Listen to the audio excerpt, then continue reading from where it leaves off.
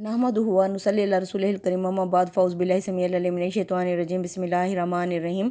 मुअज़्ज़ज़ अज़ीज़ सामीन सामियात अस्सलामु अलैकुम व रहमतुल्लाहि व बरकातहू। आज हम पढ़ेंगे सूरतुल अंबिया की आयत नंबर 59।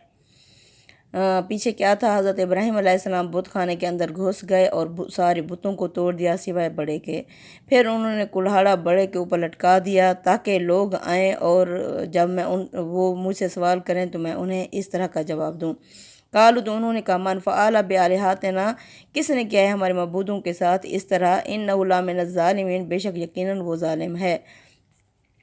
कालू, तो लोगों ने कहा, समेना, हमने सुना है, फ़तई, एक नौजवान से, यज़कुरुहुम, अपने इन मबूदों का जिक्र करते हुए, सुआ यानी बुराई को इन्होंने छुपा दिया है, क्योंकि ये इनकी गैरत ये गवारा ही नहीं करती थी कि वो कहें कि बुराई के साथ हमने अपने बुतों का उस नौजवान से जिक्र सुना है। युकालु लहु इब्राहीम, जिसे इब्राहीम कहा जाता है। यानी इससे पता चलता है कि हज़रत इब्राहीम अलैहिस्सलाम अभी इतने मशहूर नहीं हुए थे कि सारे लोग ही जान लेते, लेकिन उनके कानों तक ये बात पहुंची हुई थी कि एक नौजवान है जो हमारे माबूदों का बुराई के साथ जिक्र करता है, जिसको इब्राहीम कहा जाता है। कालू, तो उन्होंने कहा, फातू बिही, उसे ले आओ, अला आयुनिन्नासी, लोगों की आंखों के सामने, लअल्लहुम यशहदून, शायद वो भी देख लें कि हम किस मुजरिम को सज़ा दे रहे हैं, और उसकी सज़ा होनी ही इबरतनाक चाहिए ताकि कल कोई सर उठाने के काबिल ना रहे। कालू, तो जब हज़रत इब्राहीम अलैहिस्सलाम वहाँ लाए गए तो लोगों ने कहा, कालू अंता फ़अलत हाज़ा बिआलिहतिना, क्या इब्राहीम तुमने क्या है हमारे मबूदों के साथ इस तरह। या इब्राहीम हो, ऐ इब्राहीम, काला, कहा हज़रत इब्राहीम अलैहिस्सलाम ने, बल फ़अलूहु, बल्कि किया है, कबीरुहुम, इन इस बड़े ने ये सब कुछ, हाज़ा, ये सब कुछ, फ़सअलूहुम, पस पूछ के देखो आप इन टूटे हुए बुतों से, इन कानू यंतिकून, अगर ये बोल सकते हैं। इस फ़िक्रे में न खौफ का कोई शैबा था, ना ही इसे झूठ करार दिया जा सकता था। जिन लोगों ने इसे खौफ या किज़्ब पर महमूल किया है, उनके बारे में इसके सिवा और क्या कहा जा सकता है कि अगर इसको ताबीर कर सकते हैं तो सिर्फ़ उस्ताद इमाम के अल्फाज ही में इसकी ताबीर की जा सकती है। एक लतीफ़ तंज़, एक पुरमैनी इस्तेहज़ा और एक हकीमाना इस्तदराज है से ताबीर कर सकते हैं। हकीकत यह है कि ये एक फ़िक्रा हज़ार तकरीरों पर भारी है। इब्राहीम अलैहिस्सलाम जो कुछ कहना चाहते थे उन्होंने वो बिल्कुल मुमस्सिल करके दिखा दिया कि जिनको मबूद समझते हो उनकी बेबसी देख लो। ये भी देख लो कि अगर कायनात में बहुत से खुदा होते तो उनका कोई बड़ा भी इस तरह छोटे खुदाओं की किसी बात पर बिगड़ कर सबका कचूमर बना डालता। ये हकीमाना इस्तिदलाल और इस्तदराज और शिरक और अहले शिरक की तफ़ज़ीह और तज़हीक का ऐसा असलूब है कि इसकी शायद ही कोई दूसरी मिसाल पेश की जा सकती है। फ़राजऊ इला अनफुसिहिम, बस वो अपने नफ्स में, अपने अंदर उन्होंने झांका, लौटे। फ़कालू, कहा, इन्नकुम अंतुम मुज़्ज़ालिमून, यानी एक दूसरे से मुखातिब होकर दिल में एक दूसरे से कहा कि तुम ही जालिम हो। सुम्मा नुकिसू अला रुऊसिहिम, फिर औंधे हो गए, फिर अपने सरों को उठाया। लक़द अलिमता, फिर कहा, ऐ इब्राहीम, यकीनन तू जानता है, मा हाउलाए यंतिकुन, कि ये नहीं बोल सकते। हज़रत इब्राहीम अलैहिस्सलाम भी इन्हें इस तक लाना चाहते थे, ये ताकि खुद इतराफ़ करें, ये तो नहीं बोल सकते। अब इन्होंने खुद इस बात का इतराफ़ कर लिया और कहा, इब्राहीम, तू जानता है कि ये हमारे मबूद नहीं बोल सकते। यानी क्या था, थोड़ी देर के लिए उन्होंने अपनी आंखें खोली, लेकिन इसके फ़ौरन बाद ही असबियत के जज्बात उभर आए और उन पर जहालत सवार हो गई, जिसका लाज़िमी नतीजा यही होता है कि आदमी की अक्ल औंध जाती है। यही वो मकाम है जहाँ हज़रत इब्राहीम अलैहिस्सलाम अपने हरीफों को लाना चाहते थे, चुनाचा उन्होंने उन्हें ला खड़ा किया और इतराफ़ शिकस्त के लिए मजबूर हो गए। इब्राहीम अलैहिस्सलाम ने जो कुछ किया था इस हकीकत की तबलीग के लिए किया था। उस्ताद इमाम लिखते हैं, ये तकरीर ज़हर है कि बुतों की बेबसी को इस तरह आश्कारा कर देने के बाद जितनी मुअस्सर हो सकती थी उसके बगैर इतनी मुअस्सर नहीं हो सकती थी। इसके बगैर अगर यही बात उनके सामने लाई जाती तो वो इसके जवाब में 100 बातें बना सकते थे, लेकिन अब जब कि वो पाश पाश रेज़ा रेज़ा होकर सामने पड़े हुए अपनी ज़बान हाल से अपनी बेहकीकती और बेबसी की कहानी खुद सुना रहे थे तो उसके पुजारी उनकी हिमायत में क्या चीज़ पेश कर सकते थे। तदब्बुर कुरान। अला अफ़तअबुदून मिन दुनिल्लाहि, कहा हज़रत इब्राहीम अलैहिस्सलाम ने, क्या तुम फिर भी बंदगी करते हो इनकी अल्लाह को छोड़कर। माला यनफ़उकुम, जो ना तो तुम्हें नफ़ा पहुँचा सकते हैं, शैउन कुछ भी, वाला यज़ुरुकुम, ना ही तुम्हें नुकसान दे सकते हैं। ओ फिल्लाकुम, तोफ़ है, अफसोस है तुम पर, वाले मताबुदूना, और उन पर भी जिनकी तुम बंदगी करते हो, मिन दुनिल्लाह, अल्लाह को छोड़कर। अफ़ला ताक़िलून, क्या तुम लोग अक्ल इस्तेमाल नहीं करते, समझ नहीं रखते। कालू, तो जवाब में कौम के लोगों ने कहा, हर्रिकूहु, जला डालो इब्राहिम को, वानसुरु अलैहातकुम, और मदद करो तुम अपने मबूदों की, इनकुन तुम फ़ाइलिन, अगर तुम कुछ करना ही चाहते हो। मतलब ये है कि अगर इस वक्त इस फितने का सद्देबाब ना किया गया तो अब्बा व अजदाद का दीन तबाह होकर रह जाएगा। इसलिए अब भी उठो और अपने मबूदों की हिमायत में इस नौजवान का ख़ात्मा कर दो। इससे कम कोई दूसरी तजवीज़ मुअस्सर ना होगी। इस वक्त यही एक तरीका है जिससे हम अपना दीन बचा सकते हैं। तो हमने कहा, या नारो कूनी बरदुं व सलामा अला इब्राहीम, आए आग ठंडी हो जा और सलामती बन जा इब्राहीम के लिए। व आरादू बेही कैदन, उन्होंने इरादा किया इब्राहीम के साथ चाल चलने का। फ़जअलनाहुमुल अख़सरीन, हमने भी उनको गिया गुज़रा बुरी तरह नाकाम कर दिया। अल्लाह ताला ने आग से कहा, अल्लाह ताला का वादा है कि उसके रसूल अपने दुश्मनों से कभी मगलूब नहीं होते। ये उसी वादे का ज़हूर था जिसके तहत इब्राहीम अलैहिस्सलाम के लिए आग को गुलजार बना दिया गया। ये क्या चाल थी उन्होंने हज़रत इब्राहीम अलैहिस्सलाम के ख़िलाफ़ चली, यानी कि उन्होंने कहा, एक आतिश कदा बनाओ और इब्राहीम को इसमें फेंक दो। उनके इस फैसले के लिए कुरान ने आगे लफ्ज़ कैद इस्तेमाल किया है। इससे मालूम होता है कि ये बात उन्होंने इब्राहीम अलैहिस्सलाम के सामने नहीं बल्कि आपस में एक दूसरे से कही, यानी आतिशकदा बनाकर किसी बहाने से उनको इसमें फेंकना चाहा। इसकी वजह गालिबन यही रही होगी कि इलानिया इक़दाम की सूरत में हज़रत इब्राहीम अलैहिस्सलाम के ख़ानदान की तरफ से मुज़ाहमत का अंदेशा हो सकता था। चुनांचा मालूम है नबी करीम सल्लल्लाहु अलैहि वसल्लम के मामले में भी कुरैश के सरदारों को इसी तरह की तदबीर करनी पड़ी थी। दूसरी जगह वजाहत है कि वो इसमें फेंकने में उन्हें कामयाब तो हो गए कि उनको आग में डाल दें, मगर अल्लाह ताला ने हज़रत इब्राहीम को महफूज रखा और आग उनके लिए ठंडी होकर सरासर सलामती बन गई। यानी कि उन्होंने व आरादू बिही कैदन, इरादा किया इब्राहीम के साथ चाल चलने का। फ़जअलनाहुमुल अख़सरीन, हमने भी उनकी चाल को गिया गुज़रा नाकाम और नामुराद कर दिया। अल्लाहु अकबर। व नज्जैनहु व लूतन, हमने निजात दी उसको इब्राहीम को और लूत को, इलल अर्ज़िल्लती, उस सरज़मीन की तरफ, अल्लती बरकना फ़ीहा, जिसमें हमने बरकतें रखी थी, लिल आलमीन, तमाम जहान वालों के लिए। और उसको और उसके भतीजे लूत को बचा कर हम उस सरज़मीन की तरफ निकाल ले गए जिसमें हमने दुनिया वालों के लिए बरकतें रखी थीं। व वहबना लहू इसहाक, और इसकी कुर्बानियों के सिले में हमने उसे इसहाक अता किया। व याकूबा नाफिला तलक, और पोता यकूब अता किया। व कुल्लन जअलना सालिहीन, हर एक को हमने नेकोकार बनाया।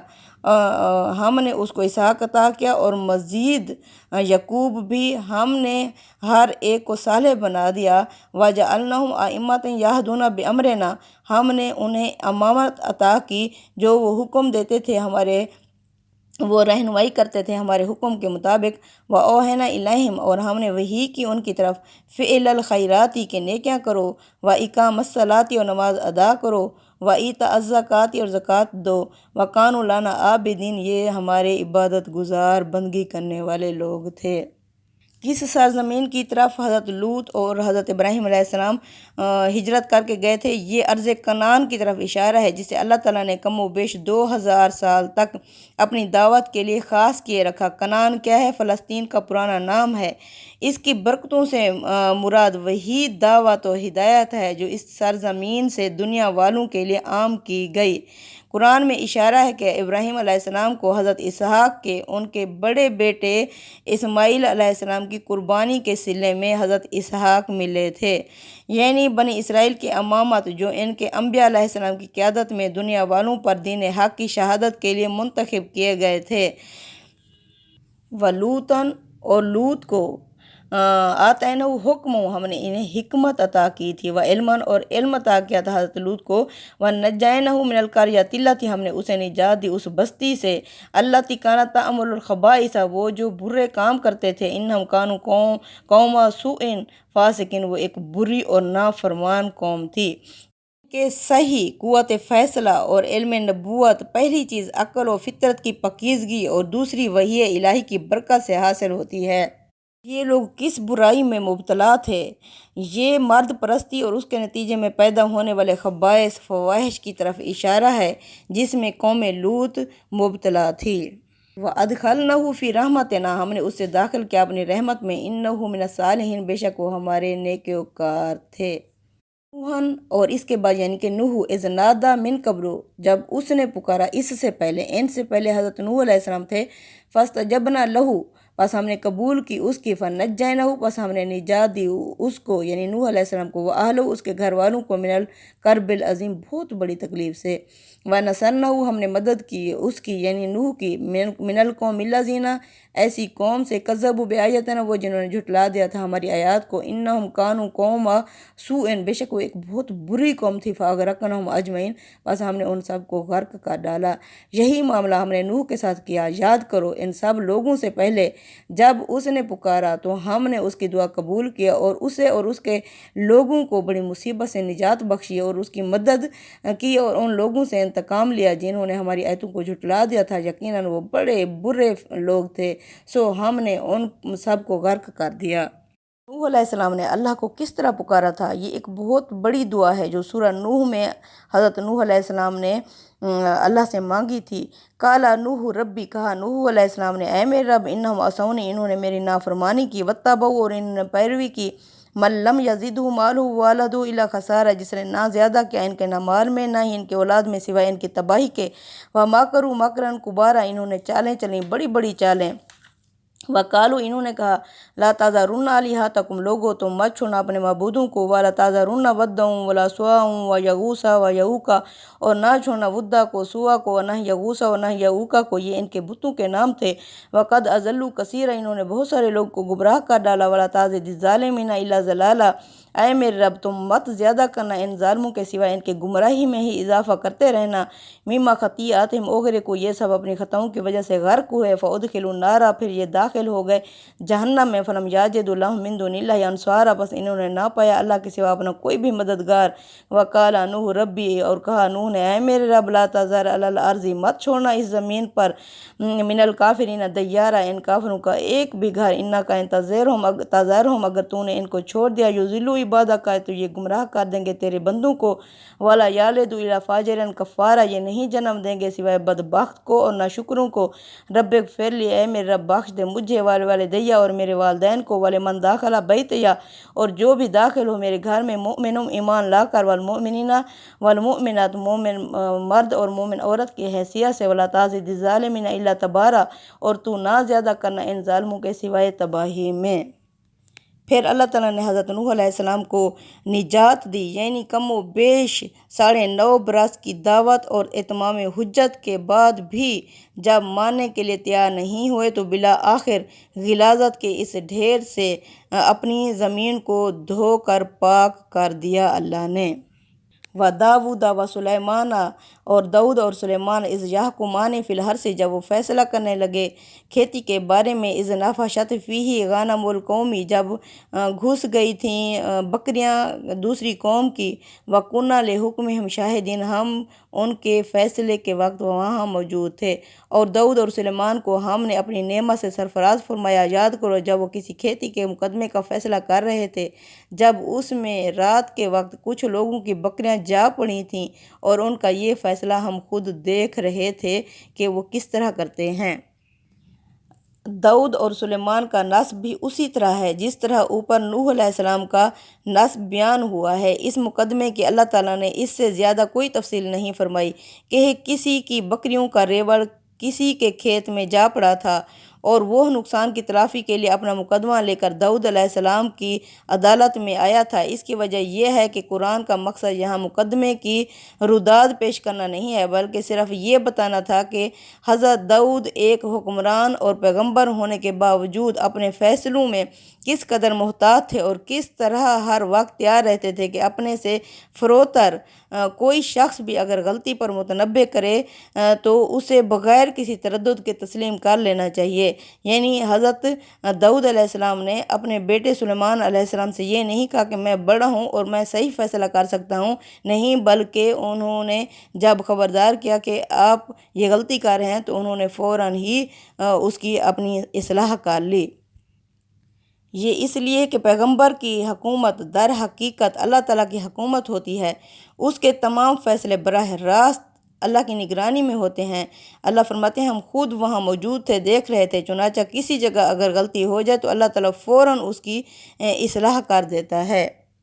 فَفَهَمْنَهَا سلیمان، ہم نے فہم عطا کر دیا اس فیصلے کا سلیمان کو۔ وَكُلًّا آتَيْنَا حُكْمًا وَعِلْمًا، ہر ایک کو ہم نے حکمت اور علم عطا کیا۔ وَسَخَّرْنَا مَعَ دَاوُودَ الْجِبَالَ، اور ہم نے مسخر کر دیا داؤد کے ساتھ پہاڑوں کو، یُسَبِّحْنَ وَالطَّيْرَ، جو تسبیح کرتے تھے اس کے ساتھ، اور پرندے بھی۔ وَكُنَّا فَاعِلِينَ، یہ سب کچھ کرنے والے ہم ہی تھے۔ سو ہم نے سلیمان کو وہ قضیہ سمجھا دیا اور ہم نے دونوں کو حکم اور علم عطا فرمایا تھا، اور پہاڑوں اور پرندوں کو ہم نے داؤد کا ہم نواب کر دیا تھا، اس کے ساتھ خدا کی تسبیح کرتے تھے، وہ ان کے لیے یہ ہم ہی کرنے والے تھے۔ وَعَلَّمْنَاهُ صَنْعَةَ لَبُوسٍ لَكُمْ، اور ہم نے انہیں صنعت زرہ سازی سکھا دی تھی، جو لباس بناتے تھے تمہارے لیے، لِتُحْصِنَكُمْ، تاکہ وہ تمہیں بچائیں، مِن بَأْسِكُمْ، جنگ سے، فَهَلْ أَنْتُمْ شَاكِرُونَ، تو کیا لوگو تم اسلام پر چلتے ہو یا شکر گزار بنتے ہو؟ اور ہم نے اس کو تمہارے لیے ایک جنگی لباس کی صنعت سکھائی تھی تاکہ وہ تمہاری جنگوں میں تمہیں بچائے رکھے۔ وہ ان سب نعمتوں کو پا کر اپنے پروردگار کا شکر ادا کرتا تھا۔ پھر کیا تم بھی اس طرح شکر گزار بنتے ہو؟ یعنی مخاطب کون تھے؟ سامنے قریش کے لوگ بیٹھے ہوئے تھے۔ یعنی اللہ فرماتے ہیں ہر ایک کو ہم نے حکمت اور علم عطا کیا، یعنی اگرچہ دونوں کو صحیح قوت فیصلہ اور علم نبوت عطا ہوا تھا، لیکن حضرت داؤد اس قضیے میں معاملے تک کی تہ تک نہیں پہنچ سکے، چنانچہ بیٹے نے رائے دی جو زیادہ صاحب قرین عدل تھی، انہوں نے اسی کے مطابق فیصلہ فرما دیا، اس کو محض اس لیے رد نہیں کر دیا کہ اس سے ان کے اجتہاد کا ضعف نمایاں ہوتا ہے۔ رات سے یہ بات ثابت ہے کہ حضرت داؤد نہایت خوش اللحان تھے، اور اس خوش اللحانی کے ساتھ ساتھ ان کے اندر سوز و درد بھی تھا۔ مزید برآں یہ کہ ان کی تمام مناجاتیں گیتوں اور نغموں کی شکل میں ہیں۔ یہ گیت الہامی ہیں۔ ان گیتوں کا حال یہ ہے کہ زبور پڑھیے تو اگرچہ ترجمے میں ان کی شعری روح نکل چکی ہے، لیکن آج بھی ان کو پڑھ کر ایسا محسوس ہوتا ہے کہ دل سینے سے نکل پڑے گا۔ حضرت داؤد جیسا خوش اللحان، ایسی زبان اور صاحب سوز و درد جب ان الہامی گیتوں کو پہاڑوں کے دامن میں بیٹھ کر سحر کے سہانے وقت میں پڑھتا رہا ہوگا تو یقیناً پہاڑوں سے بھی ان کی صدائے باز گشت سنائی دیتی رہی ہوگی، اور پرندے بھی ان کی ہم نوائی کرتے رہے ہوں گے۔ یہ نہ خیال فرمائیے کہ یہ محض شاعرانہ خیال آرائی ہے، بلکہ یہ ایک حقیقت ہے۔ اس کائنات کی ہر چیز، جیسا کہ قرآن میں تصریح ہے، اپنے رب کی تسبیح بیان کرتی ہے، لیکن ہم ان کی تسبیح نہیں سمجھ سکتے۔ ان کا یہ شوق تسبیح اس وقت اور بھڑک اٹھتا ہے جب کوئی صاحب درد کوئی ایسا نغمہ چھیڑ دیتا ہے جو ان کے دل کی ترجمانی کرتا ہے، اس وقت وہ جھوم اٹھتے ہیں اور اس کی لے میں اپنی لے ملاتے ہیں۔ تدبر قرآن، یعنی اس میں ان کا کوئی ذاتی کمال نہیں تھا، بلکہ یہ سب نعمتیں ہم ہی نے ان کو عطا فرمائی تھیں۔ وَعَلَّمْنَاهُ صَنْعَةَ لَبُوسٍ لَكُمْ، یعنی ہم نے انہیں زرہ سازی سکھائی تھی۔ مطلب یہ ہے کہ ان کے دور میں سائنسی علوم بھی ایسی ترقی ہوئی کہ اعلیٰ درجے کی زرہیں بنائی گئیں، جنہوں نے داؤد علیہ السلام کی فوج کو ناقابل تسخیر بنا دیا، اور اس کے نتیجے میں وہ دنیا کی سب سے بڑی سیاسی قوت بن گئے۔ آیت میں لفظ علمناہ آیا ہے، اس میں ضمیر کا مرجع داؤد علیہ السلام ہے، لیکن اس سے غلط فہمی نہیں ہونی چاہیے۔ یہ اسی طرح کی نسبت ہے جس طرح ہم کہتے ہیں کہ تاج محل شاہ جہاں نے بنایا تھا۔ اوپر تینوں چیزوں کا ذکر ہوا ہے، ایک حق پرستی، دوسرے بندگی اور انابت میں ایسا انہماک کہ پہاڑ اور پرندے بھی دعا اور مناجات میں ہم نواب بن جائیں، تیسرے عظیم سیاسی قوت، اس کے بعد وہ کون سی چیز ہے جس کی انسان دنیا میں تمنا کر سکتا ہے؟ قرآن نے اپنے مخاطبین کو توجہ دلائی ہے کہ تم اپنی رفاہیت پر اکڑ رہے ہو، ادھر ذرا خدا کے اس بندے کو دیکھو، یہ سب نعمتیں پا کر نہ اس میں دینداری کا غرور پیدا ہوا اور نہ مال اور دولت اور نہ دنیاوی اقتدار کی نخوت، وہ خدا کا شکر ادا کرتا رہا، اس کے مقابل میں کبھی سرکش نہیں ہوا۔ پھر کیا تم بھی سرکشی کو چھوڑ کر اسی طرح خدا کے شکر گزار بنتے ہو؟ صدق اللہ العظیم، تقبل منا انک انت السمیع العلیم۔